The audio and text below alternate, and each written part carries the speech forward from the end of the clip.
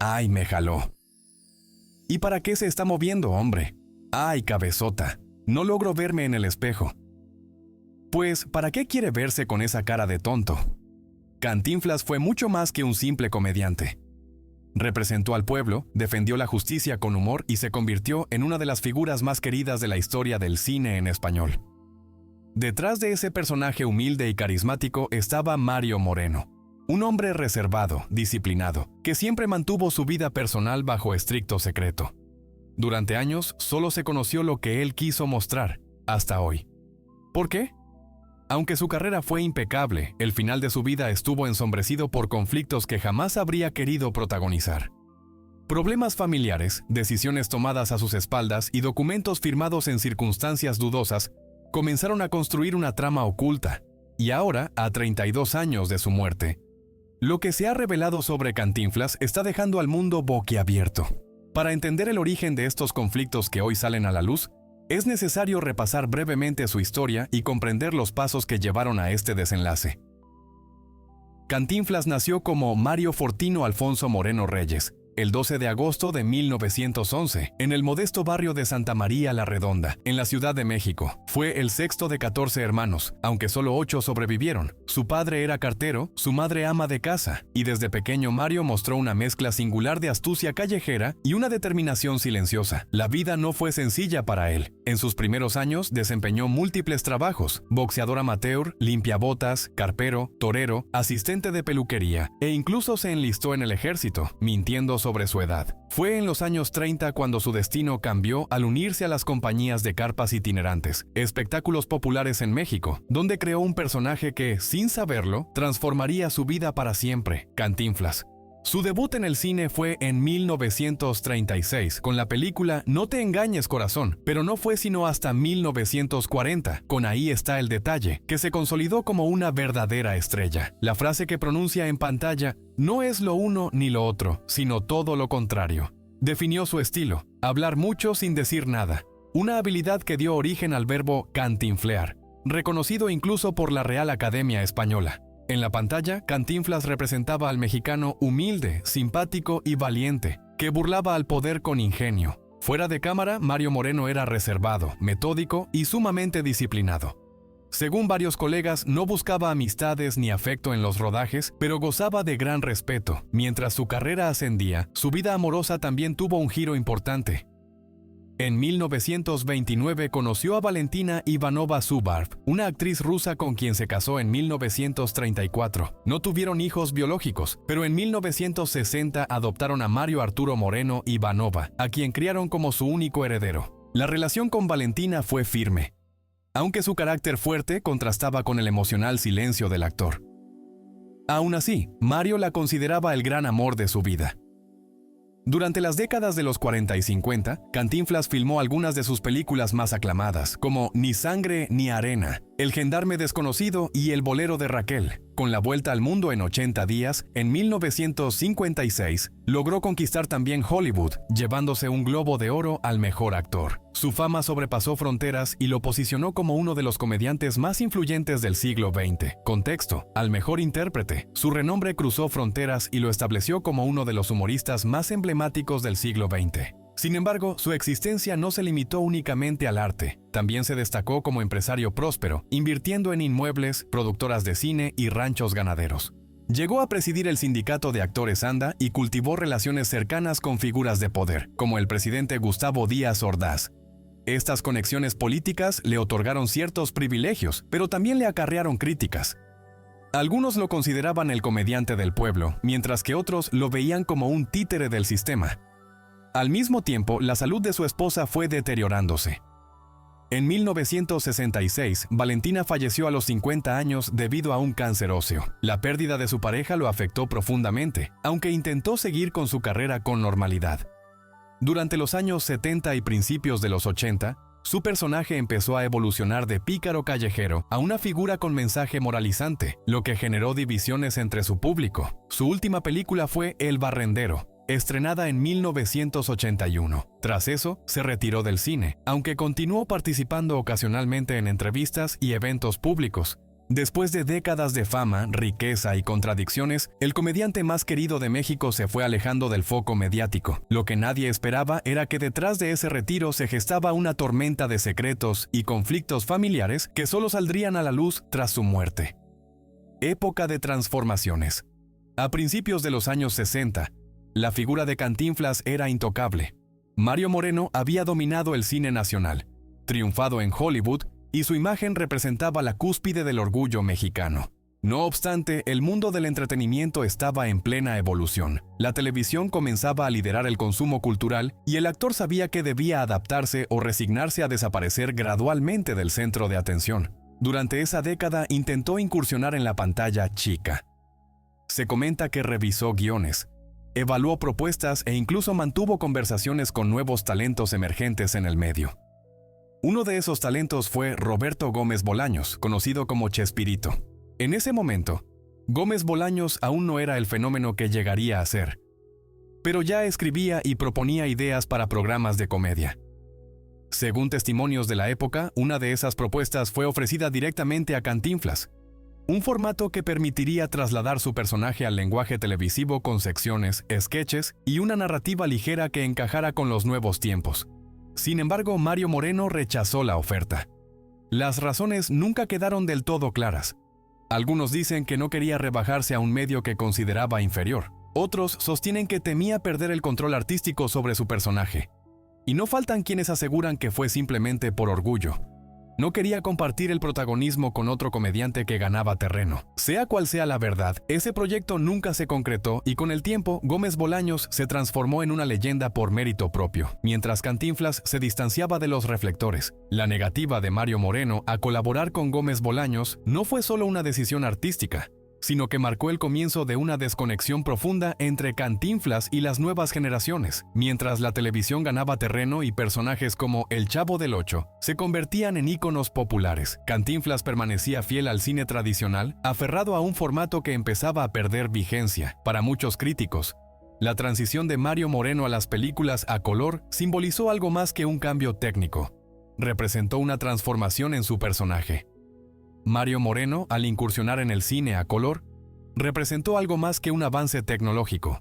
Significó una evolución en el propio personaje que interpretaba. El Cantinflas de las décadas de los 40 y 50 era un pícaro de barrio, ingenioso y querido, que desafiaba a las autoridades con simpatía y humor. Sin embargo, con el paso de los años, ese mismo personaje fue transformándose en una figura más moralista, casi paternal, que brindaba enseñanzas en lugar de risas. La frescura espontánea dio paso a discursos formales y la astucia se tornó en solemnidad. Este cambio no pasó inadvertido. Parte del público comenzó a distanciarse, especialmente los jóvenes que ya no se sentían identificados con el nuevo Cantinflas. Aunque sus películas continuaban siendo populares, se había perdido esa conexión emocional que antes parecía inquebrantable. En lo personal, Mario Moreno también reflejaba esa evolución. Se volvió más reservado y rígido en sus vínculos profesionales. Mantenía una imagen pública impecable, pero participaba con menos frecuencia y entusiasmo en eventos sociales y sindicales. La risa que una vez conquistó al mundo empezaba a extinguirse poco a poco, en silencio, y mientras su figura se convertía en un ícono, también comenzaba a ser percibida como parte de un pasado glorioso, pero lejano. Lo que nadie podía imaginar era que detrás de esa aparente calma se gestaba uno de los capítulos más oscuros de su vida. Un episodio que, al salir a la luz, revelaría una batalla legal, familiar y emocional capaz de poner en duda todo lo que se creía saber sobre su legado, el principio del fin. A principios de los años 90, el hombre que hizo reír a generaciones enteras comenzó a desvanecerse en silencio. Mario Moreno, ya retirado del cine y apartado de los medios, vivía en relativa privacidad. Sus apariciones públicas eran esporádicas, las entrevistas escasas y el brillo en su mirada se había apagado. Aquel que conquistó medio mundo parecía irse apagando lentamente. Sin embargo, lo que nadie sabía era que la lucha más dura de su existencia estaba por comenzar, y él decidió enfrentarla en silencio. El diagnóstico fue devastador: cáncer. Algunas fuentes aseguran que fue de pulmón, otras mencionan un tumor agresivo en el esófago, cercano a la vena carótida. Más allá del diagnóstico médico, lo más impactante fue su reacción.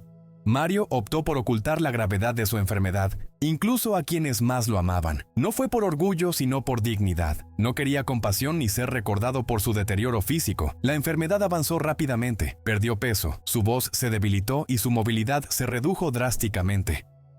Sin embargo, el público permanecía ajeno a su sufrimiento. En el fondo, Mario estaba interpretando su última gran escena. Fingir normalidad mientras su cuerpo ya no respondía. Mientras tanto, en la intimidad, comenzaba a surgir otro conflicto. El cuidado de Cantinflas se convirtió en un campo de batalla. Su hijo adoptivo, Mario Arturo Moreno Ivanova, asumió naturalmente el papel de cuidador principal, pero también estaba presente Eduardo Moreno Laparade, sobrino del comediante y cada vez más involucrado. Lo que empezó como diferencias de opinión se transformó pronto en una lucha por el control. ¿Quién decidía sobre el tratamiento? ¿Quién autorizaba las visitas? ¿Quién tenía derecho a acompañarlo en sus últimos días? La tensión era evidente. En un ambiente ya cargado por el deterioro físico del actor, surgían reproches, miradas de desconfianza y decisiones médicas cuestionadas. Ambos aseguraban actuar movidos por el amor, pero también estaba en juego el futuro del legado de Cantinflas. Contexto: decisiones médicas controvertidas. Ambos aseguraban actuar guiados por el cariño, pero también estaba en juego el futuro del legado de Cantinflas. Y entonces, cuando la enfermedad ya había consumido casi toda su fuerza, ocurrió un hecho que transformaría el destino de su obra. El 4 de marzo de 1993, apenas 2 semanas antes de su muerte, se firmó un documento notarial en el que Cantinflas aparentemente cedía los derechos de numerosas de sus películas a su sobrino Eduardo. Un acto inesperado, polémico y cuestionado. La pregunta inmediata fue: ¿estaba en pleno uso de sus facultades al firmar? ¿Era consciente de lo que hacía? Su hijo no tardó en levantar dudas. Aseguró que ese día su padre estaba agotado, débil y prácticamente incapaz de comprender un documento legal. Además, puso en duda la presencia de la notaria durante el acto. La disputa estaba servida y se prolongaría durante décadas, porque cuando finalmente cayó el telón, no solo se despidió un ícono, sino un misterio, uno que durante años fue cuidadosamente guardado en silencio. Y hoy, a 32 años de su fallecimiento, por primera vez decidieron revelar todo, las revelaciones. Cuando todo el país se detuvo para despedir a Cantinflas, muchos creyeron que su historia había concluido. Pero lo cierto es que tras el último adiós comenzaron a emerger detalles que por años permanecieron ocultos. Conflictos familiares, documentos firmados en sus últimos días, rumores sin confirmar y una serie de contradicciones que pusieron en entredicho todo lo que se sabía sobre su legado. Porque detrás del ícono, del entrañable personaje que marcó generaciones, existía un mundo de decisiones complejas, secretos personales y luchas silenciosas. Y esta es la parte de la historia que muy pocos se animaron a contar: la discreción sobre su enfermedad. Cuando la salud de Cantinflas empezó a deteriorarse, el secretismo fue absoluto. Se sabía que estaba enfermo, sí, pero no el verdadero alcance del mal que lo consumía. Las versiones oficiales hablaban de cáncer de pulmón. Sin embargo, su hijo Mario Arturo afirmó que se trataba de un cáncer de esófago adherido a zonas críticas como la vena carótida, una enfermedad extremadamente dolorosa y con un tratamiento muy agresivo. Lo más intrigante no fue el diagnóstico en sí, sino la confusión y contradicción que rodearon todo el proceso. ¿Por qué versiones tan dispares? ¿Por qué nadie tenía claridad sobre lo que realmente padecía? ¿Fue parte del deseo de Cantinflas de partir en paz sin lástima? ¿O fue que ya no tenía control sobre su entorno y otros manejaban la narrativa? Estas preguntas se volvieron aún más relevantes cuando apareció el documento que cambió por completo su legado. El rumor más inquietante. Para millones, Mario Arturo Moreno Ivanova fue simplemente el hijo adoptivo de Cantinflas, un niño al que él y su esposa Valentina decidieron criar cuando no pudieron tener hijos biológicos. Eso fue lo que se dijo públicamente durante años. Pero una versión completamente diferente y más oscura ha circulado en silencio entre periodistas, investigadores e incluso algunos allegados al actor. La historia comienza con una mujer llamada Marion Roberts, una actriz y modelo texana que habría tenido una relación breve pero intensa con Mario Moreno en los años 50. Según esta versión, ella quedó embarazada tras un romance fugaz con el comediante durante una gira por Estados Unidos. Lo sorprendente es que en lugar de reconocer al niño, Cantinflas habría acordado adoptarlo en secreto a cambio de una compensación económica. Se dice que le entregó $1,000 a Marion para que renunciara a cualquier derecho legal sobre el bebé. La historia no concluye ahí. Poco tiempo después de que Marion recibiera los $1,000 para renunciar a cualquier reclamo legal sobre el bebé, Fue hallada muerta en un hotel bajo circunstancias misteriosas, aparentemente debido a una sobredosis. Lo más inquietante fue el contenido de las cartas que dejó, algunas dirigidas directamente a Mario Moreno, donde manifestaba su arrepentimiento por haber entregado a su hijo y su desesperación por no poder recuperarlo. Quienes conocían a Marion aseguran que intentó comunicarse nuevamente con Cantinflas para ver al niño, pero el actor se negó rotundamente. Con su fallecimiento, el secreto quedó enterrado, al menos oficialmente. Nunca se realizó una prueba de ADN, ni se confirmó legalmente si Mario Arturo era realmente su hijo biológico. Sin embargo, el rumor persiste y muchos creen que el silencio más profundo en la vida de Cantinflas no estuvo en sus películas, sino en su paternidad y en la batalla legal por su legado. Mientras Mario Moreno se encontraba en sus últimos días, se firmó un documento que desató un conflicto que duró más de 20 años. En ese papel, Cantinflas, ya enfermo y con movilidad limitada, cedía los derechos de 39 de sus filmes a su sobrino Eduardo Moreno Laparade. Pero lejos de ser un cierre, ese acto marcó el inicio de una disputa monumental. Su hijo impugnó el documento inmediatamente, alegando que su padre no estaba en pleno uso de sus facultades mentales para tomar esa decisión. Afirmó que el actor estaba confundido y que la notaria que certificó el acuerdo ni siquiera fue testigo presencial del acto. Por su parte, Eduardo Moreno Laparade defendió la validez del documento, asegurando que fue firmado con plena conciencia y que su tío confiaba en él para custodiar su obra. El enfrentamiento fue tan complejo que llegó hasta la Suprema Corte de Justicia de la Nación, que en 2014 falló a favor del sobrino, otorgándole oficialmente los derechos cinematográficos del ícono más grande del cine mexicano. Sin embargo, los derechos de autor eran solo una parte del complicado panorama. Al morir, Cantinflas dejó un patrimonio valorado en casi $70 millones, inversiones, propiedades, empresas, obras de arte, joyas, un avión privado. La lista era impresionante. No obstante, cuando Mario Arturo intentó reclamar la herencia, las cuentas estaban prácticamente vacías. Nadie pudo explicar el destino del dinero. Algunos señalaron malas administraciones, desvíos o testamentos ocultos. Otros creen que el entorno de Mario Moreno se encargó de eliminar cualquier rastro antes de que su hijo pudiera actuar. Sea como sea, la mayor parte de la fortuna de Cantinflas desapareció sin dejar huella.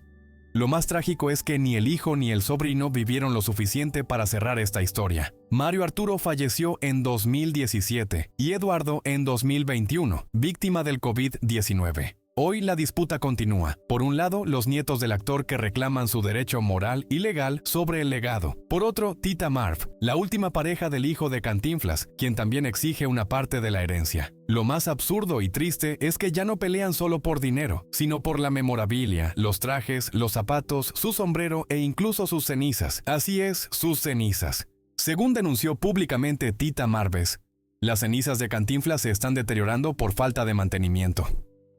Su urna, su última morada, está en mal estado y nadie parece hacerse cargo del lugar donde descansa el ícono. Su urna, ese último refugio, se encuentra en condiciones deplorables y parece que nadie se responsabiliza del lugar donde descansa este emblemático personaje.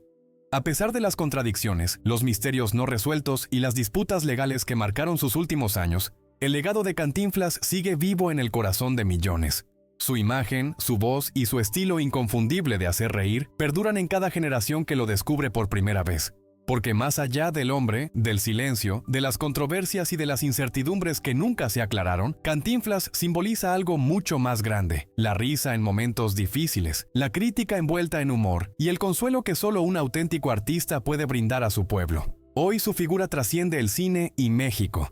Pertenece al mundo entero.